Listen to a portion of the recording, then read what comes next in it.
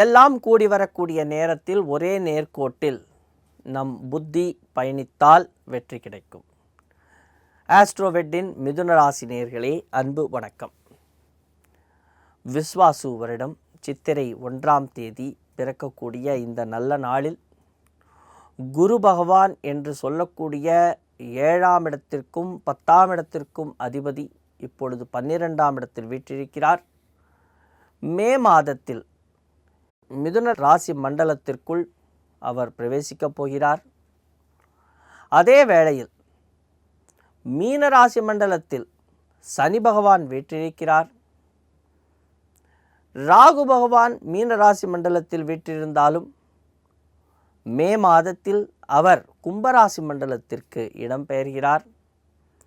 கன்னிராசி மண்டலத்தில் வீற்றிருக்கக்கூடிய கேது பகவான் சிம்மராசி மண்டலத்திற்குள் இடம்பெயர்கிறார். இந்த மே மாதம் அப்படின்னு நம்ம சொல்லும் பொழுது அதில் கிரக பெயர்ச்சிகள் மிக மிக முக்கியமாக அமைகிறது. ஏன்னா ரெண்டுமே மிக பிரம்மாண்டமான பெரிய கிரகங்கள், அதனுடைய பெயர்ச்சிகள் இருக்கிறது. அப்போது மிதுன ராசிக்காரர்கள், மிதுன லக்னக்காரர்கள் அவர்களுக்கு எவ்வாறு இருக்க போகிறது என்பதை பற்றி இந்த வருடத்தில் எந்தெந்த விஷயத்தில் நாம் எச்சரிக்கையாக இருக்க வேண்டும், எந்த விஷயத்தில் நமக்கு லாபங்கள் இருக்கிறது என்பதை பற்றி நாம் இப்பொழுது பார்க்க போகிறோம். முதல் விஷயம், எல்லா விஷயத்திலும் உங்களுக்கான கருத்துகள் இருக்கிறது. எல்லா விஷயங்களை பற்றியும் முன்கூட்டியே அறியக்கூடிய திறமைகள் உங்களிடத்தில் இருக்கிறது. என்ன நடக்கும், எப்படி நடக்கும் என்பதை பற்றிய ஆலோசனைகள் உங்களிடத்தில் இருக்கிறது. இவை எல்லாம் இருந்தும் ஏதோ ஒரு விதமான தயக்கம் அல்லது நடப்பது நடக்கட்டும், நமக்கு என்ன, இதுதான் நடக்க போகுது, சரி நடக்கட்டும் அப்படின்னு சொல்லி நாமளே விட்டு கொடுத்து விட்டு அதற்கு பரிதவிப்பது என்பதை நீங்கள் மாற்றிக்கொள்ள வேண்டும். உறக்கம், தூக்கம்ங்கிறது ரொம்ப ரொம்ப முக்கியம். அந்த தூக்கம்ங்கிறது கெடும். சிலருக்கு வெளிநாட்டிற்கு அடிக்கடி போயிட்டு வர மாதிரி இருக்கும், இல்லாட்டி குடும்பத்தை விட்டு பிரிந்து வெளிநாட்டில் இருப்பது போன்ற ஒரு நிலைமை ஏற்படும். அவ்வாறு இருக்கும் பொழுது உறக்கம் கெடும். அந்த பெட் கம்ஃபர்ட்னு சொல்கிற இடம் கொஞ்சம் வீக்காகும். அந்த அயன சயன சுகத்தை நாம் தான் பார்த்துக்கணும். அப்போது கணவன் மனைவியிடையே ஒரு சிறிய பிரிவுகள் உருவாவதற்கான வாய்ப்புகள் இந்த விஸ்வாசு வருடத்தில் இருக்கிறது. அதே நேரம் குரு பகவான் ராசி மண்டலத்திற்குள் மே மாதம் பிரவேசிக்கப் போகிறார். இத்தனை நாள் இருந்த வம்பு வழக்குகள் அது ஒரு தீர்வுக்கு வரும். அதே நேரம் குழந்தைகளால் லாபம் கிடைக்கும். ஒரு இன்வெஸ்ட்மெண்ட் விஷயத்தில் மனசு அலைப்பாயும். பெரிய பெரிய இன்வெஸ்ட்மெண்ட் செஞ்சு கொஞ்சம் லாக் ஆவீங்க. பெரிய இன்வெஸ்ட்மெண்ட்னா ஒரு லாங் டேர்ம் இன்வெஸ்ட்மெண்ட் செஞ்சு அந்த பணத்தை கொஞ்சம் பிளாக் பண்ணி வைப்பீங்க. ஸோ இந்த மாதிரியான விஷயங்களும் இந்த வருடத்தில் உங்களுக்கு நடைபெறப் போகிறது. இதே நேரம் உங்களுடைய கணவன் அல்லது மனைவி, உங்களுடைய கூட்டாளிகள், அதாவது தொழில் கூட்டாளிகள், இவங்க கிட்டக்கெல்லாம் நீங்கள் ஒரே ஒரு விஷயத்த சொல்லிடணும். என்னென்னா, அவங்க ஏதாவது ஒரு விஷயத்தில் இன்வெஸ்ட் பண்ணி லாக் ஆவாங்க, அதாவது ஏமாந்து போவாங்க.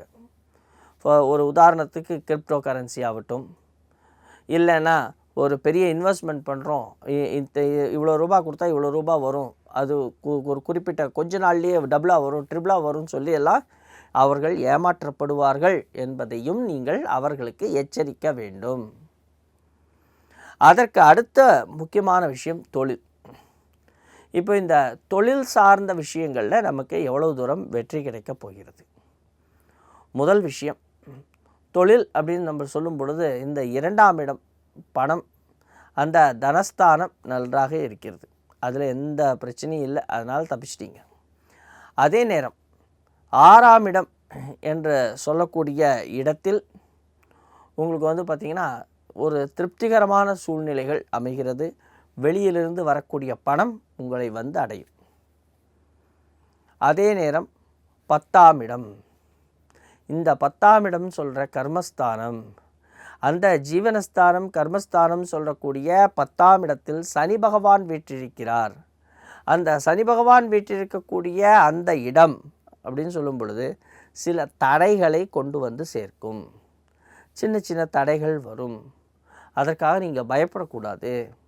அந்த தடைகளை எவ்வாறு சமாளிக்கலாம் என்பதை சமயோஜிதமாக நீங்கள் சிந்தித்து செயல்பட்டால் வெற்றி கிடைக்கும். அதே நேரம் தொழில் வேலை செய்து கொண்டு இருப்பவர்களுக்கு உறக்கம் கெடும். சிலர் பார்த்திங்கன்னா இப்போ பார்த்து வேறு வேலைக்கு மாறலாம் அப்படின்னு சொல்லி பிளான் வைப்பாங்க. வேறு வேலைக்கு போகும்பொழுது அங்கே நல்லா இருக்கும்னு நினச்சி இவங்க போய் அங்கே லாக் ஆகிடுவாங்க. ஸோ இது போன்ற விஷயங்கள் நடக்கும். அதற்கு அடுத்தது வருமானம். வருமானம் சொல்கிற இடம் திருப்திகரமாக இருக்கிறது. நீங்கள் சர்வீஸ் பண்ணுறது மூலமாக, அதாவது அடுத்தவர்களுக்கு வேலை செய்வதன் மூலமாக உங்களுக்கு வருமானம் வரும். இந்த ஷேர் மார்க்கெட்டு, வெளியூர் வெளிநாட்டில் இருக்கிறவங்களுக்கு இந்த கேசினோ, இது போன்ற விஷயங்கள் லாபத்தை கொடுக்கும். குழந்தைகளால் உதிரி வருமானம் வரும். தங்கம், இது போன்ற விஷயங்களிலிருந்து வருமானம் வரும். அதே நேரம் தொழில் அப்படின்னு சொல்லி வரும் பொழுது, நம்ம செய்யக்கூடிய வேலைன்னு வரும் பொழுது அந்த வேலையில் மூலமாக வரக்கூடிய வருமானம் சிறிது தடைப்படும். அதுவும் முக்கியமாக பிஸ்னஸ் பண்ணுறவங்களுக்கு, சுய தொழில் பண்ணுறவங்களுக்கு சின்ன சின்ன இடையூறுகள், இடைஞ்சல்கள் வரும். அதில் நீங்கள் எச்சரிக்கையாக இருக்க வேண்டும். அதற்கு அடுத்தது குடும்பம். இந்த குடும்பம் சார்ந்த விஷயங்களில் கணவன் மனைவி இடையே நல்ல ஒரு நெருக்கம் உண்டாகும். அதே நேரம் கணவன் மனைவி என்று சொல்லி வரும் பொழுது அவர்களுக்குள்ள இந்த பேச்சுவார்த்தைகள் மாத்திரமல்ல, உங்களுக்கு ஏற்படக்கூடிய பிரச்சனைகளுக்கு தீர்வும் அவங்ககிட்ட இருக்குது. உங்களுடைய கூட்டாளிகள், தொழில் கூட்டாளிகளுக்கு நல்ல திறமை இருக்கும். அவர்களுக்கு ஒரு நல்ல இன்ட்யூஷன் பவர் இருக்கும். அதை நீங்கள் யூஸ் பண்ணிங்கன்னா ஜெயிச்சிட்டிங்க. அதை எவ்வளவு தூரம் நீங்கள் யூஸ் பண்ணிக்கிறீங்களோ அவ்வளவு தூரம் உங்களுடைய வாழ்க்கையில் நீங்கள் முன்னேற முடியும். ஆனால் நீங்கள் யூஸ் பண்ணுவீங்களா அப்படின்னா பண்ண மாட்டீங்க. ஏன்னா உங்களுக்கு நீங்களே பிரச்சனையை உருவாக்கிக்குவீங்க. எல்லாம் தெரியும் என்கின்ற ஒரு சிறிய அந்த வித்யாகர்வம் உங்களுக்கு வந்துடும். அந்த வித்யாகர்வத்தை நீங்கள் விட்டொழித்தால் வெற்றி பெற முடியும். படிப்பு அப்படின்னு சொல்லி வரும் பொழுது இந்த குழந்தைகள் படிக்கும் விஷயத்தில் நன்றாக இருப்பார்கள். அதுவும் முக்கியமாக பார்த்திங்கன்னா போஸ்ட் கிராஜுவேஷன் பண்ணுறவங்களுக்கு ஒரு சூப்பரான ஒரு டைமாக இருக்கும். நல்ல ஒரு டிகிரிஸு, வாழ்க்கையில் அடுத்த ஸ்டெப்புக்கு போகிறதுக்கான எல்லா விஷயங்களையும் உங்களுக்கு குரு பகவான் அள்ளி கொடுக்க போகிறார். அதே நேரம் பயணிக்கக்கூடிய சக மாணவர்களிடையே உங்களுக்கு ஒரு நல்ல பெயர், புகழ், கௌரவம் கிடைக்க போகிறது. அந்தஸ்து கிடைக்க போகிறது. இந்த அந்தஸ்து, கௌரவம், இது எல்லாவற்றையும் நீங்கள் பத்திரமாக பாதுகாத்து கொள்ள வேண்டும். முக்கியமாக விளையாட்டு, போட்டி பந்தயங்களில் வெற்றி கிடைக்கும். விளையாட்டில் வெற்றி கிடைக்கும். உங்களுடைய விளையாட்டு ஆர்வத்தை பார்த்து அனைவரும் மெச்சுவார்கள். கலைத்திறமை உள்ள குழந்தைகள் நன்றாக வருவார்கள். கலை சம்பந்தப்பட்ட விஷயங்களில் உங்களுக்கு ஒரு திருப்புமுனையான விஷயங்கள் இந்த வருடத்தில் அமையப்போகிறது. உங்களுடைய எண்ணங்கள் வெற்றி அடையப் போகிறது. திருமணம் ஆகாதவர்களுக்கு திருமணம் கைகூடி வரும். திருமண நிகழ்வுகள் குடும்பத்தில் நடைபெறும். குடும்ப உறுப்பினர்களிடையே நல்ல ஒரு ஒற்றுமை ஏற்படும். அப்படி இந்த திருமணம் சார்ந்த விஷயங்கள் வரும் பொழுது ரொம்ப பார்க்காம, தள்ளி போடாமல் டக்குன்னு திருமணத்தை பண்ணியாச்சுன்னா ஜெயிச்சிட்டிங்க. இந்த வருடம் ஒரு நல்ல சுப நிகழ்வுகள் நடக்கக்கூடிய வருடம். உங்கள் வாழ்க்கையில் ஒரு மாற்றங்கள் ஏற்படக்கூடிய வருடம். மிகவும் அற்புதமான சில விஷயங்கள் நடக்கக்கூடிய வருடம். இருந்தாலும் தொழில் சார்ந்த விஷயத்தில் கவனம் தேவை.